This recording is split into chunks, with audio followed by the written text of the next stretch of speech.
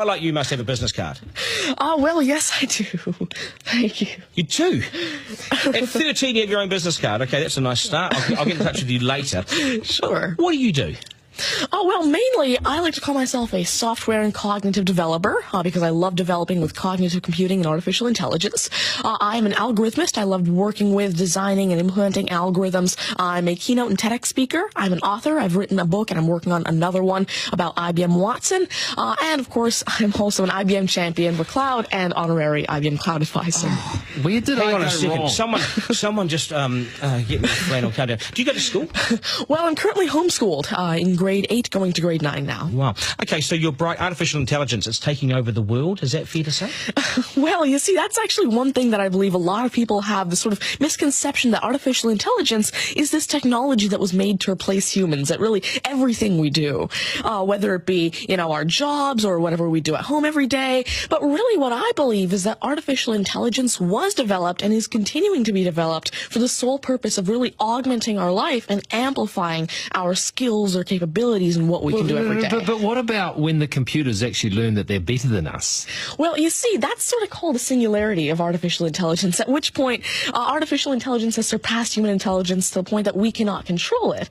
But really what I believe at this point, artificial intelligence, I won't go into the details right now since we're limited on time, but the thing is right now, artificial intelligence itself as a technology is so foolable and so primitive that either A, we won't reach that singularity point, or B, if we do, it's a very long ways off. Do you understand that, Mark? No.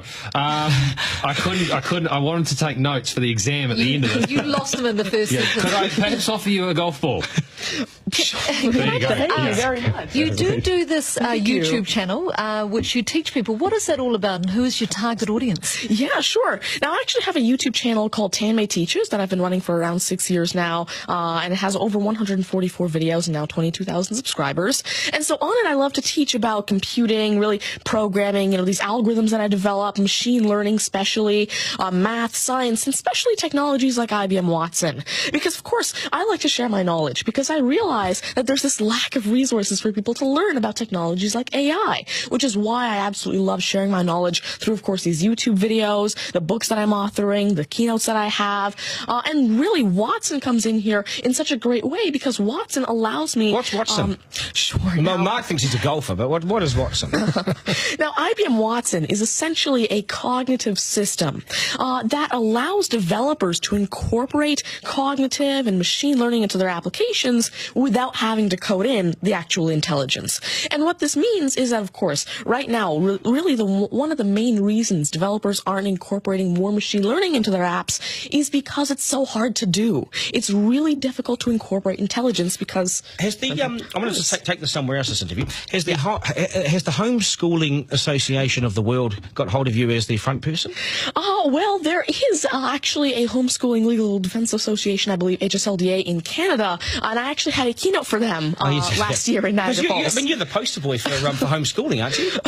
Well, I did have a keynote for them, and I talked a lot about the advantages of homeschooling and why it's great for kids who want to go into different and really targeted subjects. Okay, I want to get right down to business now. When did you realise you were bright and smarter than most?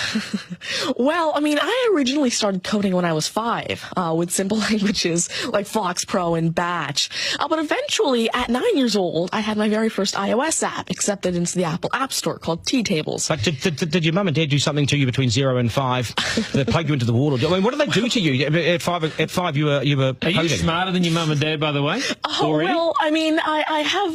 my dad used to work as a computer programmer, but he used to work with, simple, regular programming languages like Fox Pro, Batch, a little bit of C, etc. But you see, now I'm really interested in artificial intelligence and how it can actually be implemented on all these different platforms. You'd be a nightmare to teach. You'd be an absolute nightmare to teach, wouldn't you? Because you'll be smarter than the lecturers. I never want to get in an argument with you, ever. But I would like to see you on a quiz show because I think you would nail that. Well, you see, there is one thing that I've been working on, and it's essentially an app called Ask Tanmay, an NLQA system. And so essentially it's a system that can take your natural language questions and answer them for you using Watson and artificial intelligence. And actually, the original reason why I made Ask Tanmay, there's an Indian version of the Who Wants to Be a Millionaire show called KBC, which I originally wanted Ask Tanmay to play. So that actually ties in quite a bit with what I wanted to do. It's nice to see you. Do you get, because you're homeschooled, you wouldn't go to school dances and things like that, would you? School socials and things? Do you go well, I actually used to be regularly schooled until grade 6. Right. Then I became homeschooled, and so of course I still do have my This is friends still from a school. victory for public schools. Take that golf ball Yep. and bring it back to me when you've actually worked out a way in which it'll always go straight. Because I think you could do it. Technically, using a genetic algorithm or something. I knew there'd be an answer. I knew there'd be an answer. Hey, it's brilliant to meet you. You're a complete inspiration. Thank you. And I hope my son was watching, a 7-year-old son. Message to Buster Garney, got work to do, mate. Do your homework, and we got to sharpen things up. Nice to see you. Thank you very All much. the very best. Thank You're you. amazing. Thank you. You're amazing. Okay, news is next, and then we are joined by today's panel, which won't be as smart as this guy, but they'll still be good, and we will head back to some of the beach as well for a game of 9 and 10. So much pressure now on the contestant in 9 and 10 just to rip through it and get it right. It's coming up after 8.